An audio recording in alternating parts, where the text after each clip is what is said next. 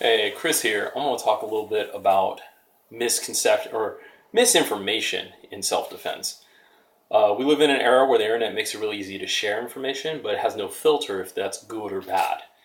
And so the things I see a lot that get shared in terms of self-defense, the biggest thing I think is irresponsible is trying to give someone a quick and easy thing and not telling them that also involves training.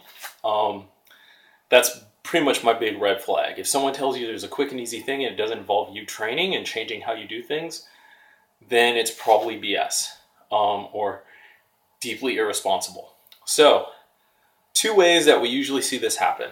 Um, there's statistics and factoids, those get passed around all the time, and it doesn't take you very long to look up to see if those are real. First stop might be Snopes.com, Snopes.com. They do a lot of urban myth breaking, and they are worth checking out. So you'll see stuff like, "Don't wear your hair in a ponytail. Rapists go for those people," and it's like that's 100% bullshit. If you put these numbers into your ATM, if you're being mugged, they will call 911. That's also bullshit. There's tons and tons of these, and I I like there's some that you can trace back to like someone misread or a study or exaggerated it and then turned into a generalization. But a lot of these are just something that someone literally just made the fuck up, and you don't want to put the odds of your life and your safety on something that someone made up. So Snopes.com, you can look up FBI statistics, you can look up your local crime statistics, you can look up the World Health Organization. You can find reports about people who've been in altercations and street attacks and all kinds of stuff. And you can find out if a group of people are targeted or not targeted. You can look up like what kind of things work and don't work. And usually you can find stuff. You can usually myth break these things within about 5 or 10 minutes. And if it's more complicated, not more than 30 minutes. But if you're deciding that you're going to change your behavior in any way based on these, look it up. Second, there's how to. There's there's videos like this. There's like short little, pictures. And they tell you, oh, here's how you do something, and they share it. It could save a life, and they don't tell you to practice. This is, whatever if you see anything that's telling you how you could save your life, you should practice it. Because the fact is, if you have no training, you don't already have any self-defense training, you're not going to magically develop the physical reflexes and skills to do it just by learning about. Like, you could have a race car driver sit down and tell me how to do an awesome bootlegger turn, but if I can't drive to begin with, the information is not something I can make work. Same sense here, self-defense stuff, even if it's simple like, hey, you palm strike them. Okay, you can palm strike them, but do you know the actual reach to do that? Like, can you actually judge that? It's the same thing like people spend a long time learning tennis. The first thing you have to figure out is how long the racket is compared to where your hand is. And you have to learn how to judge that so you can hit the ball consistently. These are all things that, it's just simple things you have to practice. So whatever you see, play with it. Play with it and see if you can first make it work at all.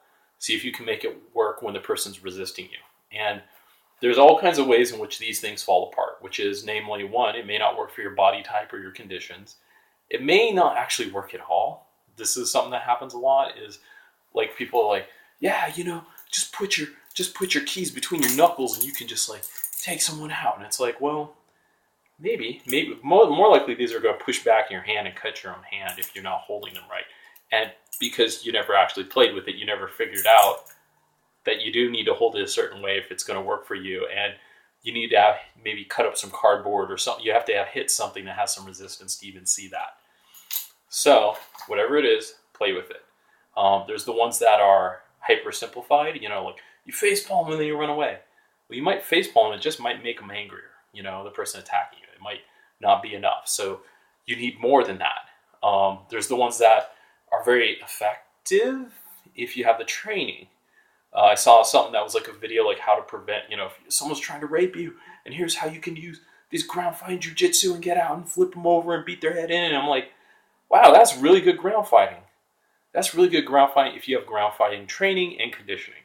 That is something that someone without that training is not going to be able to use, because that was 5 or 6 steps using concepts they're not going to remember in the panic, in the moment, and when they do use them, they're not going to be able to pull it off fast enough because they don't have the instincts of, oh, I just do this and this. So a person's going to react and change their tactics, and they don't have a tool set to respond after that. So irresponsible stuff in this regard is either stuff that's too simplified to be used, like you facepalm, okay, what next? Or it requires too much training, whether it's because the technique is complicated or requires enough strength or whatever, for a person just to get from a video. So this is why when I try and show you guys stuff, I always say more training is better. Whatever you're using here, train with it, and then if you can, if you're willing and to put in the time and you can, train more in something more in depth and get more. It's like first aid. First aid is something everyone can learn. You can apply pressure to a wound, and that's a good start. That doesn't make you a paramedic and doesn't make you a surgeon. And even if you're the world's best surgeon, you can't guarantee you'll save everyone's life and always succeed. So there is no ultimate guaranteed safety. There's only odds. And you figure out what point you're like, well, this is as much as I can reasonably learn, given my lifestyle, and I'm just going to have to do with it. So that's the attitude to take with your self-defense. Does it make sense for you to become like to spend your life trying to become the ultimate, warrior? Well, probably not. And if you're living a lifestyle where you have to live like that, you're probably better off just changing your lifestyle. So, simple thing, if you see stuff like this, check it. If it's something, a how-to, train it. If you are making this stuff, check it. Give people responsible information. Give them real stuff. The minute you decide to share this kind of stuff and tell people this is what they can do to protect themselves, it's a moral imperative on you to give them truthful information.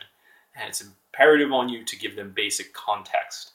There may be people who can just do a straight single punch and knock anyone out, but you cannot tell the average person on the street, you cannot tell someone who might be a 70-year-old person with osteoporosis, you can't just give this out and say everyone can do it, it'll just be fine.